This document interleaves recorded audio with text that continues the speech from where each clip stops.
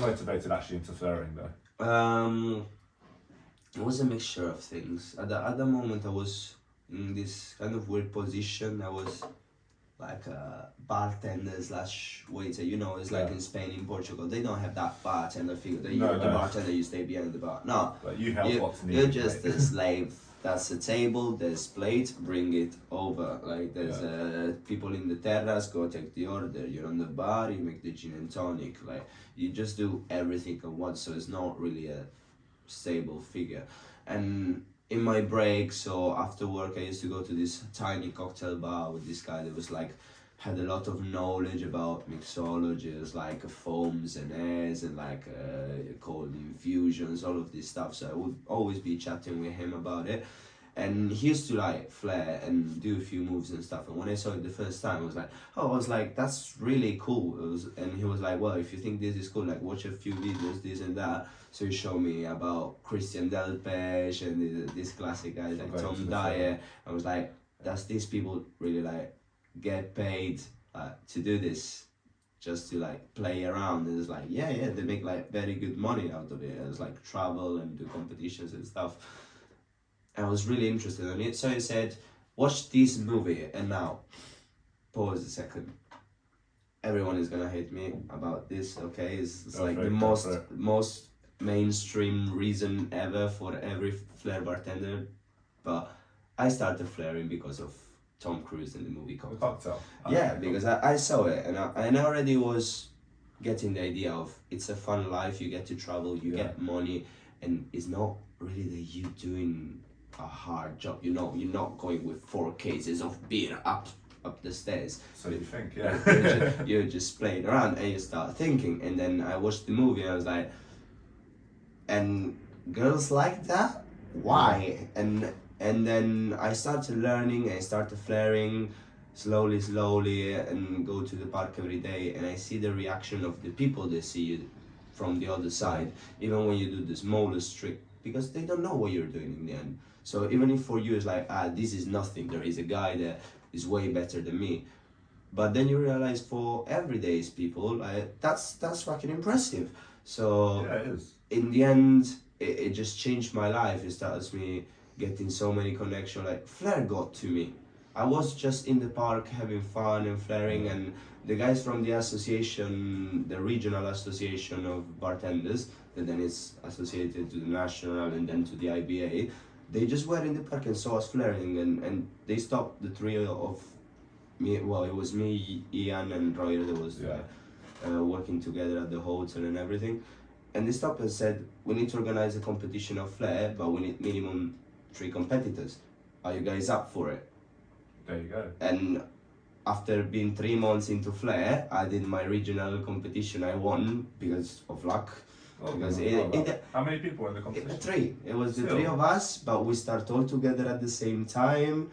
It's like, you know, we learn everything together. It was just like 3 friends and just see like who has the better luck wins. You know, I won by half a point.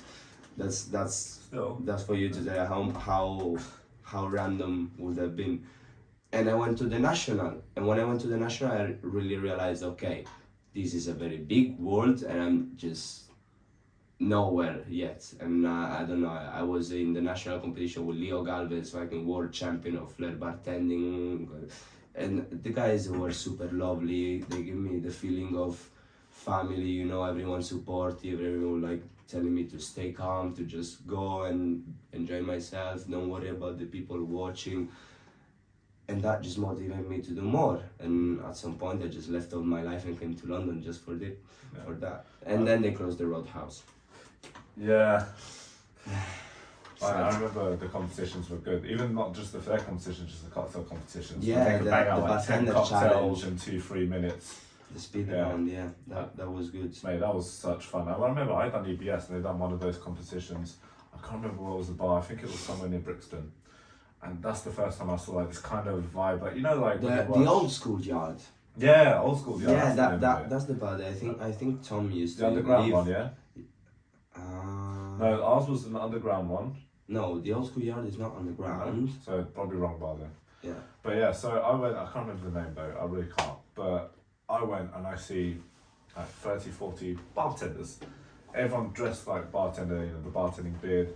And then it looked like a rap battle, like, you know, when you see 8 Mile, and then you see this guy on the microphone announcing the competitions, like the motivation, the music, see a flair competition, and like that really got me into that bar, like, well, and I was like, okay, this is bloody The awesome. vibe, the energy. And then, again, like what you recognise, like each bartender has their own personality and what type of thing they like to do.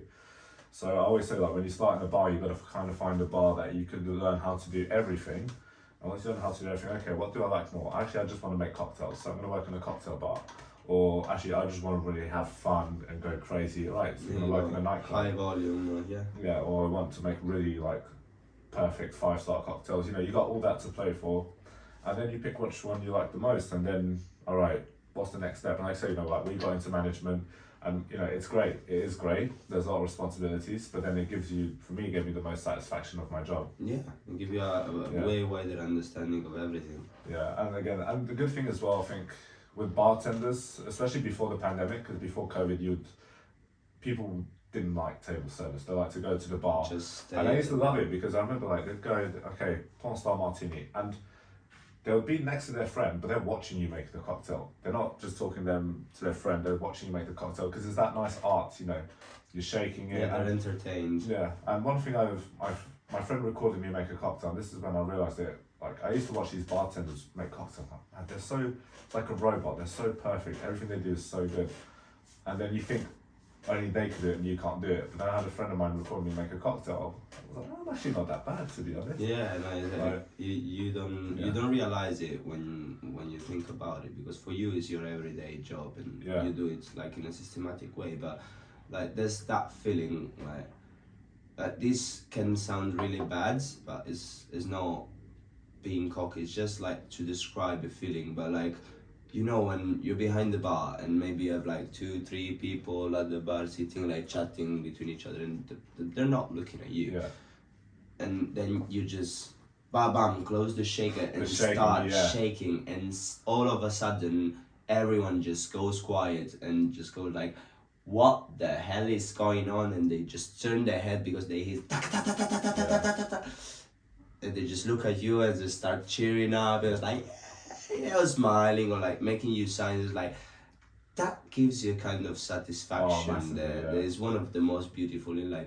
Doesn't really mean anything, because in the end you're just doing your job, you know. But it kind of makes you happy. Always good, but also like when people start recording you shake, it's quite interesting. It's so personal as well. Like, everyone shakes in a so different way. This happened to me in the Leandro last week. Nice. We were both behind a bar, and well, he was behind the bar, and then I just see 4 shakers ready to shake.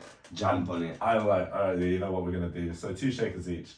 We start shaking, and then all of a sudden, and everyone's like looking, and then I was like, oh, they're recording, and I've lost my shake. That my perfect shake. Had a really good shake, but you're the only one that I know who actually shakes with fucking blenders. I mean, how many cocktails do you put inside a blender? 15 to 20.